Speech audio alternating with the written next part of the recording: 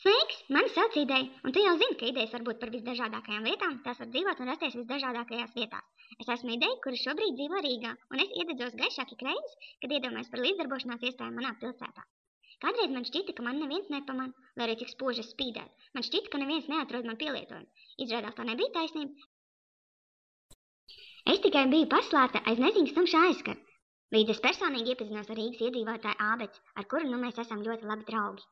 Šur tur Rīgā es viņu jau biju redzējusi, bet es kautrējos pieiet viņai klāt un iepazīties. Domāju, ja nu mums nav nekā kopīgi, ja nu es viņu nesapratīšu, vai viņa mani. Vienu dienu Latvijas Pilsoniskās alianses pārstāvis dzirdēja, ka viņš par Rīgas iedzīvotāju Ābeci lasīs Rīgas pašvaldības portālā Rīga.lv un ka viņa līdzdarbojas kā brīvprātīgā Rīgas domas apmeklētāja pieņemšanas centrā. Viņa iedrošināja spožas idejas, palīdzot tām atrast risinājumus, padarot Rīgu par spožāku vietu, kurā dzīvot.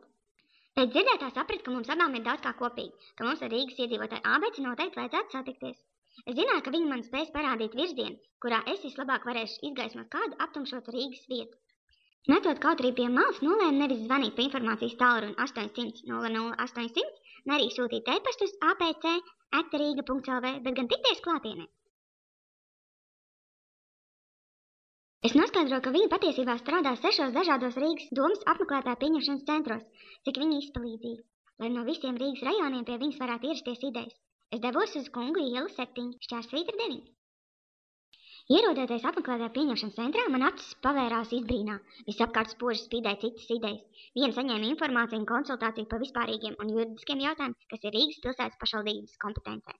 Cita cītīgi rakstīja sūdzību vai varbūt ieteikumu. Es īsti nesaklausīju, jo te jau tika uzreiz sniegt atbildi. Pašas spožākās un drosmīgākās idejas pieteica vizīti pie Rīgas domas priekšsēdētāja vai kāda pašvaldības administrācijas speciālista. Cits atkal jutās tik spēcīgi, ka vaicāja pēc e-pakalpojumu lietošanas autorizācijas Rīgas pilsētas pašvaldības portālā Rīga.lv. Katra ideja bija atradusi savu mērķi un realizācijas virzienu, un es zināju, ka esmu nokļuvusi pareizajā vietā. Mani laipni sagaidīja iedzīvotāja Ābeci un jautāja, par ko tu visspožāk iededzies? Par līdzdalību. Es gribu, lai mani ierauga un lai es varu parādīt citiem tās lietas, kuras, manuprāt, ir jāuzlabo. Bet es gribu strādāt pati, lai uzlabotu vidi un notikumus manā pilsētā Rīgā. Lieliski! Tu esi ieradusies pareizajā vietā. Ja īsti vēl nezini risinājumus, kā realizēt savus uzlabojumus, vai meklē līdzīgas spīdošas idejas, varu tevi aizvest uz sabiedrisko apspriešanu. Bet, ja tev rodās kāds izcils ierosinājums nakts vidū, to elektroniski var izteikt Rīgas domas pilsētas attīstības departamenta mājaslapā rd.lv. Es savu jautājumu risinājumu jau zinu. Gribu par to pastāstīt citām idejām, Rīgas iedzīvotājiem un Rīgas pašvaldības deputātiem. Tikai nezinu konkrēti, kur to izdarīt.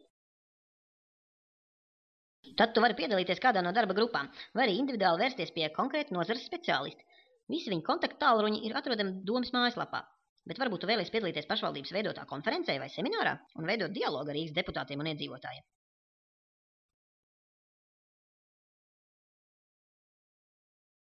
Jā, bet es jau tagad gribētu dzirdēt un redzēt, ko runā un par ko spriež Rīgas domas deputāti. To noteikti var izdarīt. Apmeklē kādu no Rīgas domas pastāvīgo komiteju sēdēm. Šobrīd darbojas 8 komitejas. Finanšu un administrācijas lietu, sociālo jautājumu, pilsētas attīstības, mājokļu un vides, pilsētas īpašuma, izglītības, kultūras un sporta, satiksmes un transporta lietu un drošības, kārtības un korupcijas novēršanas jautājumu komiteju.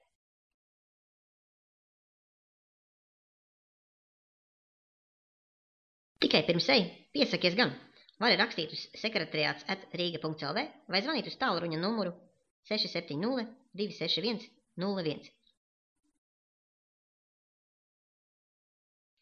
Tik vienkārši un pieejami, bet ja es netieku uz kādu no lēmumu pieņemšanas sēdēm, bet tomēr gribu zināt, ko Rīgas deputāti ir runājuši un kādu lēmumu pieņēmuši.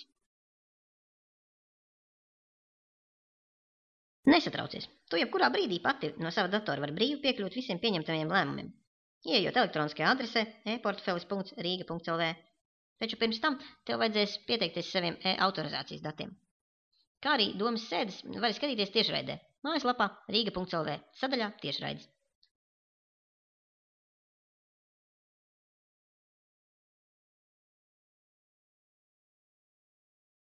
Un šie dokumenti un lēmumi nav slepeni?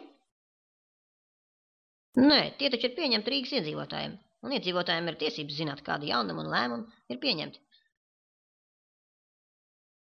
Bet kuras visas iegūtās zināšanas varēšu likt lietā, kuras varētu pati strādāt un radīt manā pilsētā redzamu rezultātu?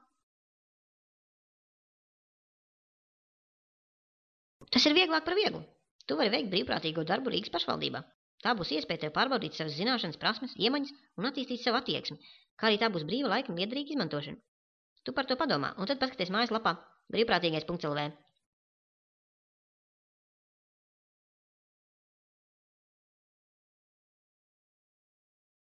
Un starp citu, ja līdzdarbosies kādā no nevalstiskajām organizācijām, tu būsi jau sev atradusi vairākus cīnītājus par vienu mērķi, un kopīgiem spēkiem jūs varēsiet vēsties Rīgas domē ar ierosinājumiem, jo starp šīm abām pusēm ir noslēgts sadarbības memorands, kas paredz atbalstu un sadarbības iespējas.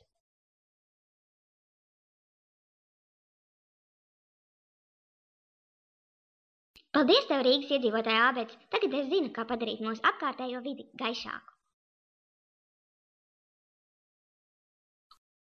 Rīdzinieki, iesaisties un uzdrošinies arī tu.